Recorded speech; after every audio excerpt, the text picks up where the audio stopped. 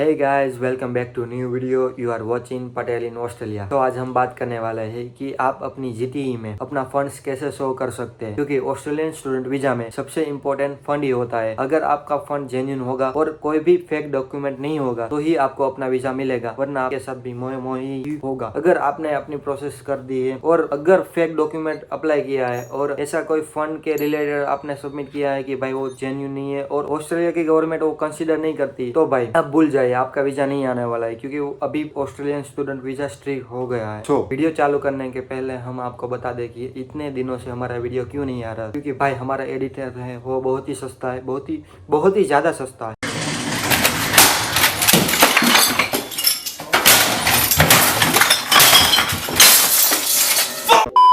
और एक दूसरा भी प्रॉब्लम था, क्योंकि मैंने अपना आंखों का ऑपरेशन किया था, तो मैं वीडियो भी नहीं बना रहा था और बना भी नहीं पा रहा था।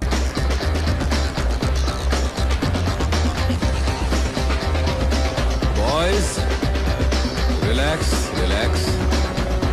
यही रीजन था। और अभी तक आपने हमारे चैनल सब्सक्राइब नहीं किए, लाइक नहीं किए, और पिछले जो वीडियो है बहुत सारे इंपॉर्टेंट है, लेवल 1 यूनिवर्सिटीज, लेवल 2 यूनिवर्सिटीज, विच इनटेक की बेटर, तो काइंडली वो देख लीजिए, आपके लिए बहुत ही हेल्पफुल होगा। और चलिए शुरू करते हैं आज का वीडियो।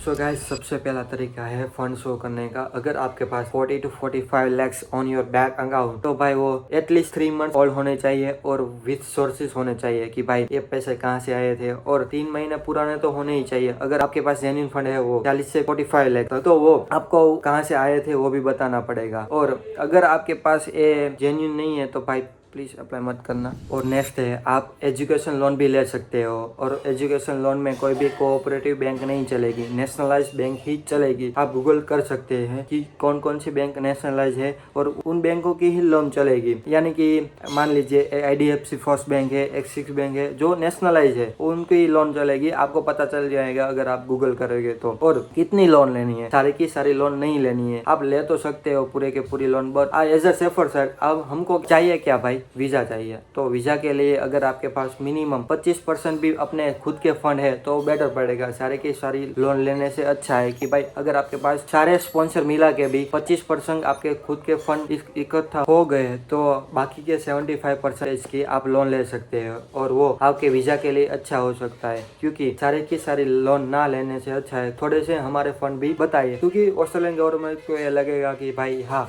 ये पढ़ने ही आ रहा है, यहाँ पर पैसे कमाने नहीं आ रहा है, कि भाई लोन ले ली सबके सब, हमको क्या है, हम वहाँ से पैसे कमा के भर देंगे। तो ऐसा नहीं करना है, थिंक प्रैक्टिकली। हमको सारी के सारी लोन नहीं लेनी है और लीगल लोन ही लेनी है। कि भाई ऐसा नहीं है कि किसी भी फाइनेंशियल फर्म में चले गए और वो बोल रहा है कि भाई मैं आपको 75 लाख की लोन ले लीजिए, मतलब लोन ले लीजिए, पैसा ही ले लीजिए। वो भाई ऐसा नहीं करना है, क्योंकि वो वैलिड ही नहीं है। आपको अगर कोई 1 करोड़ की भी लोन देगा तो वो नहीं चलेगी, क्योंकि नेशनलाइज बैंक की ही लोन एजुकेशन, और खास बात यह है कि एजुकेशन लोन ही चलेगी, अदर कोई भी लोन नहीं चलेगी। तो इसीलिए आपको एजुकेशन लोन लेनी है और लीगल लेनी है, और लीगल फर्म से, नेशनलाइज बैंक से ही लेनी है। वो आपको अच्छा पड़ेगा और आपके वीजा के लिए वो बहुत ही अच्छा होगा। और नेक्स्ट तीसरे नंबर पे है FD। अगर आपके पास FD है, पहले से ही FD करवाई हुई है, फिक्स डिपॉजिट, अगर वो 6 महीने पुरानी है तो ही आप वो कंसीडर कर सकते हैं। क्योंकि FD में ऐसा होता है कि भाई कोई भी एक साथ 40 लाख की FD नहीं करवा सकता, तो वो सोर्सेज भी मांगते हैं।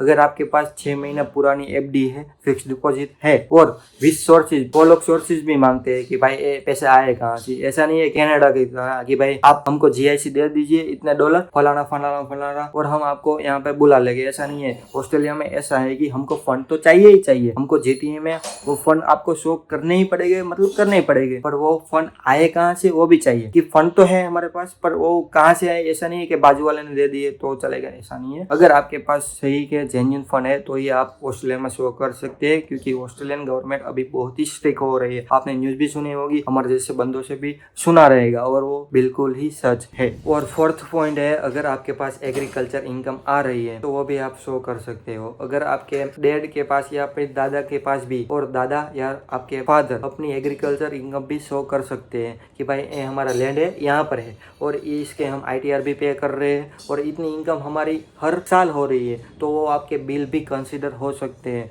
वो आप आप शो डेफिनेटली कर सकते हैं अगर आपके वो बिल्स सारे के सारे जेन्यून है। मैं आपको बता रहा हूँ कि पॉसिबल हो ना तब आपको फेक डॉक्यूमेंट नहीं करवाना है, क्योंकि ऐसा होता है एग्रीकल्चर इनकम में कि हम लोग, हमारे दादा और हमारे फादर वो बिल्स पे नहीं कर रहे होते, मतलब कि ITR नहीं पे कर रहे होते हैं और वो जो आता है इनकम टैक्स का वो भी पे नहीं कर रहे हैं। तो ऐसे समय में आप एक साथ पे किया हुआ या फिर एक साथ मंगवा के लीगली बट एक साथ बनाकर वो आप कर सकते हो। मैं रेकमेंड नहीं कर रहा हूँ, बट वो आपका एक लूप होल है कि भाई वहां से आप गेट कर सकते हो, मतलब आपको मिलेगा और वो कंसिडर भी हो सकता है। ये मैं आपको बिल्कुल भी रिकमेंड नहीं कर रहा हूँ, पर वो आप कर सकते हो। मैं आपको एक वे बता रहा हूँ, पाथ वे बता रहा हूँ।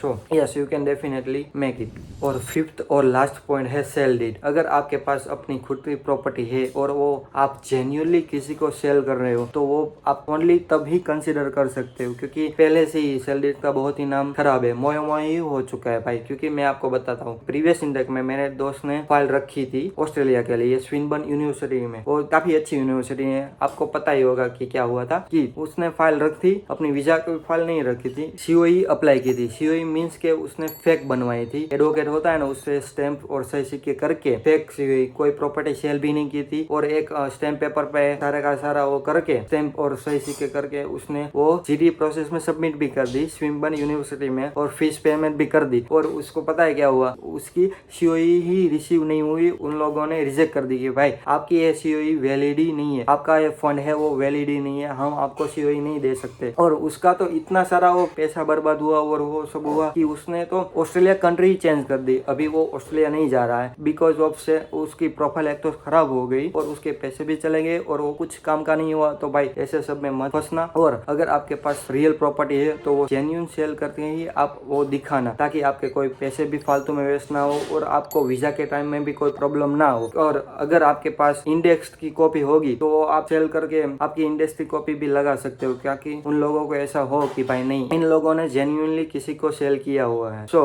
अगर ऑस्ट्रेलियन गवर्नमेंट को ये हो गया कि भाई ये जेन्युइन है सेल डीड तो कंसिडर करेंगे। सो मेरे कहने का मतलब यही है कि आपको कोई भी फेक डॉक्यूमेंट सबमिट नहीं करना है। अगर आपके पास जेन्युइन फंड नहीं है तो भाई कहीं से अरेंज नहीं करने हैं। आपको लोन सिंपल, उससे बेहतर है कि आपको लोन ले लेना है, क्योंकि अगर आप कोई भी डॉक्यूमेंट फेक सबमिट करोगे तो आपकी GT ही रिजेक्ट होगी। क्योंकि अभी फिलहाल जो हाल है ऑस्ट्रेलियन इमिग्रेशन का, उसमें वो एक प्रोफाइल चेक कर रहे हैं और वो फंड्स, मेन तो वो फंड्स ही चेक कर रहे हैं कि भाई ये बंदा आ रहा है हमारे यहाँ पे तो इसके फंड्स जेन्युइन है या फेक है। तो मैं आपको यही सलाह दूंगा कि कोई भी फंड फेक मत शो करना। और GTA प्रोसेस आपकी बहुत ही वो होती है, इम्पैक्टफुल होती है। अगर आपने अपनी GTA क्लियर करी, GTA प्रोसेस क्लियर की है तो ही आप वीजा फाइल के लिए एलिजिबल हो। तो भाई मेक श्योर कि आप कोई फेक डॉक्यूमेंट सबमिट ना करें। और अगर आपको कोई भी डाउट हो तो आप हमको कमेंट सेक्शन में पूछ सकते हैं, इंस्टाग्राम में DM करके भी पूछ सकते हैं। ये है हमारा इंस्टाग्राम अकाउंट, आपको नीचे भी मिल जाएगा। और अगर आपको ये वीडियो अच्छी लगी है तो आपके दोस्तों के साथ भी शेयर करिए, क्योंकि उनको भी इंफॉर्मेशन तो मिलनी चाहिए ना। सो मिलता हूँ मैं आपको नेक्स्ट वीडियो में। Till then take care and bye bye, see you. और अभी तो रुको, क्लाइमैक्स अभी बाकी है। सो गाइस, यही रीजन था। आप देख सकते हैं मेरे एडिट कर तो लिया, कोई बात नहीं है, चलेगा, वो आपको कुछ नहीं बोलेगा। हाँ, हलवाई क्या? 40 से 45 45 को हिंदी में क्या बोलते हैं? हाँ, अगर आपके पास 40 बेटा, तुमसे ना हो पाएगा। और उसका मोए मोए हो रहा है और उसका